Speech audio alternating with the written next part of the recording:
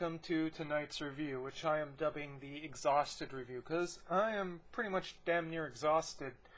Been working, as you know, I moved recently, and I've also, while doing the move, I've also been working 60-hour weeks, and it's kind of starting to catch up with me, because as you know, I actually work a night shift over the past year or so, and you can just tell from my eyes here, I'm really tired. And, you know, after this review, I'm probably just going to go and read a little bit more on the internet, have some soda water, and probably hit the hay.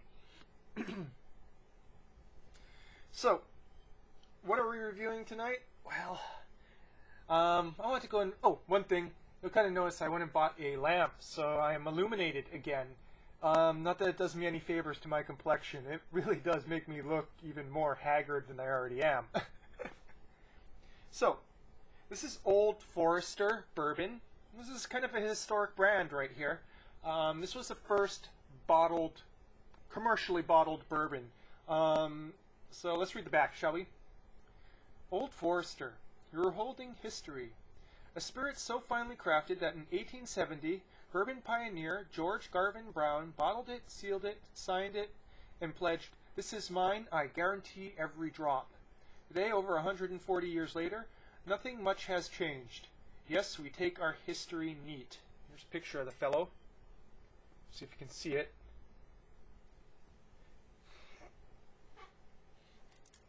This is 86 proof. So why is it historic that bourbon was bottled? Well, back in the old cowboy days, bourbon was sold by the barrel. So basically, saloons would go and buy their alcohol, and they would go and divert it from the barrel into the bottles. And often in the process, they would dilute it and add all sorts of unsavory additives, as was the sort of thing that happened back in those days. And often these additives did not taste good at best, and at worst would make someone seriously ill if they drank any quantity of it. So by bottling his bourbon, George Garvin Brown pretty much guaranteed that the product that he was selling out of his bottle was full 100% bourbon. Now this is 86 proof, a little bit higher than average. So that's about 43% alcohol. Also too, fairly high rye bill. I believe it's about 70% corn, 18% rye. So not an absurdly high rye bill, but higher than average. So, we have one glass with a drop of water already in it, and one glass where we will be drinking it neat.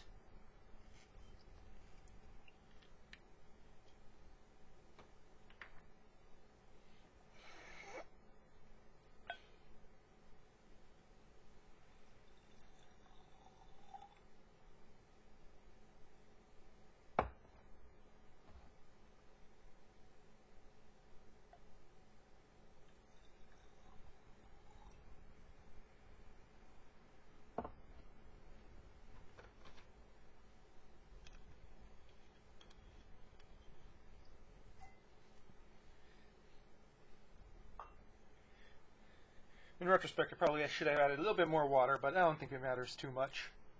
I'm actually debating dropping the neat versus the unneat version, mainly because I don't really like to have more than 2 drinks at a spell, and I would rather just have like 1 whiskey and 1 beer, but, you know, it depends. You can go and kind of chime in once I upload this, whenever that may be.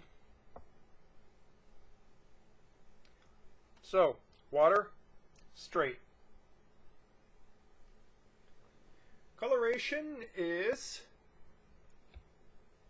nice orange with copper overtones.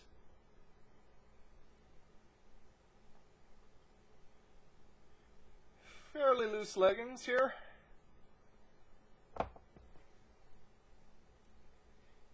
Even more so with the watered version.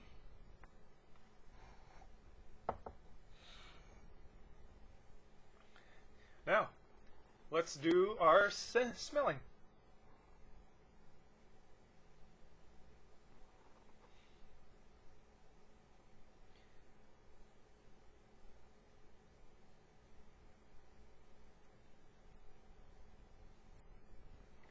There's a bit of cinnamon there. You can tell the rye is there. Wood. Some nuttiness.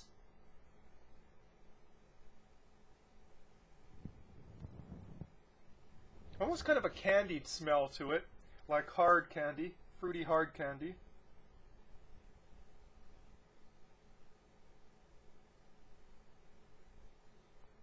And almost kind of a varnishy kind of off note to it.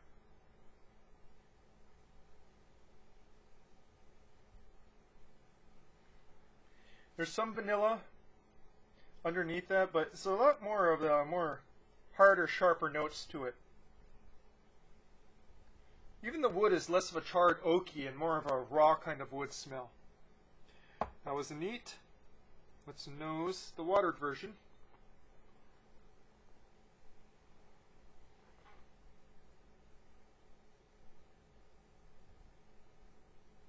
Despite the fact that it was only probably a little bit too much water, it seemed to have diminished the nose quite a bit.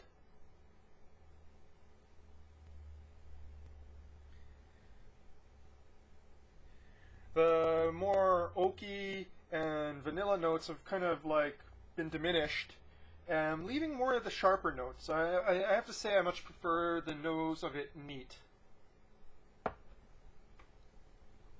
Almost medicinal in a way, the smell.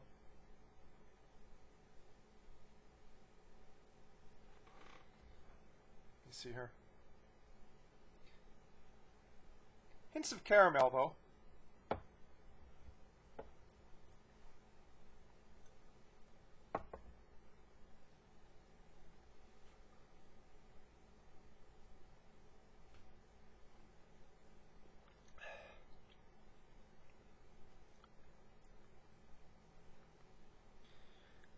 What strikes me immediately is two things. One, despite it being only 18% rye, it really has a lot of rye flavor to it. There's that immediate snap, that sort of cinnamon pepper snap in the front, all the way through to the finish. And that's combined with a certain amount of alcohol hotness. That's kind of not what you want. There's that sort of burningness. That's what I call alcohol hotness.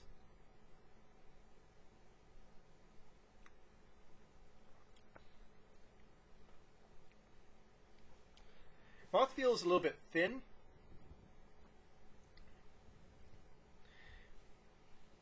Despite it having that kind of candied nose, it's actually kind of on the drier side.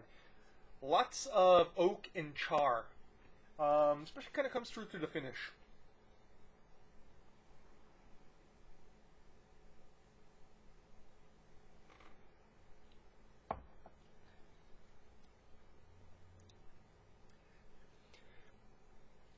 Almost a tannic note to the finish too, like tea. Leather. Hints of pipe tobacco. I can give it that.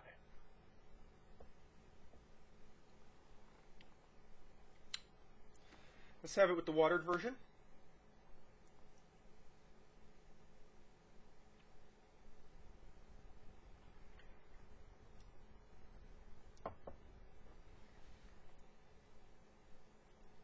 The heat has diminished somewhat, but the mouthfeel is even a little bit more loose than before.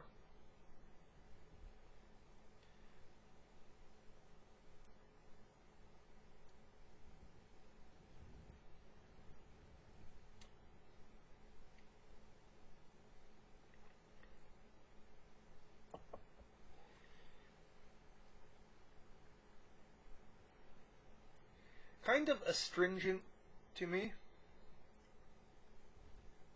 Especially in that finish there. Bit of a cough syrup almost, like tasted in that finish. It's really off-putting. It comes through especially with this watered version.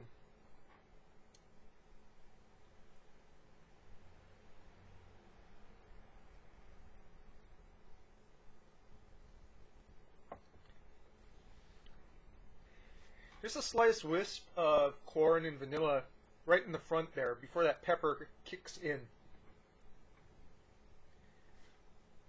really does kind of taste more like a rye and it has a lot of rye notes. Unfortunately, it also kind of has a sort of bourbony char to it that clashes with that sort of strong rye notes.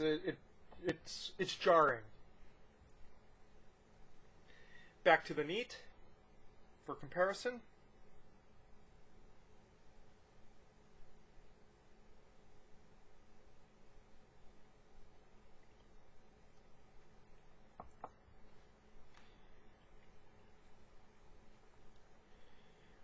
It's pretty intense, I have to say. It's a lot of intense flavors. It's all spiky. Here I am, almost. What's the word I'm looking for here? It's almost got like synesthetic thing. When I go through a synesthetic thing, where it's spiky, it's pointy. When I feel like a bourbon should have round edges. So you kind of get that edge of char, and the sharp edge of the wood, and the big spice from the rye. But you don't get the vanilla, or the corn, or the caramel, or all the nice rounded points. It has less sugar to go and kind of take the blow, at least in the mouthfeel. It doesn't feel like there's as much residual sugar as in other bourbons, because of that sort of, slightly more watery feel. I don't want to use watery because there's no way you can really say a distilled beverage feels watery in the mouth, but it's just not thick on the palate, like I would like a bourbon to be.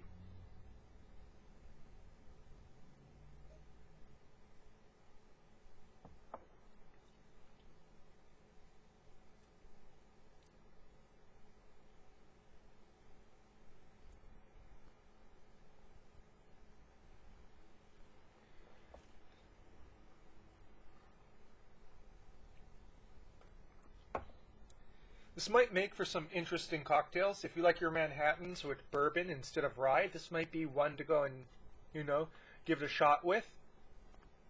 Myself, I'm not too big of a cocktail drinker, so I'll probably pass on that. Now, Old Forester comes in different lines. I would actually like to go and try the original recipe version, which I've looked online and seems to be higher rated. This is their base one, and it's actually a very cheap bourbon on the mainland, sub $20. And if you go and review it as a sub $20, bourbon, it's probably pretty good for a sub $20 bourbon. The problem is, in Hawaii, it is not a sub $20 bourbon.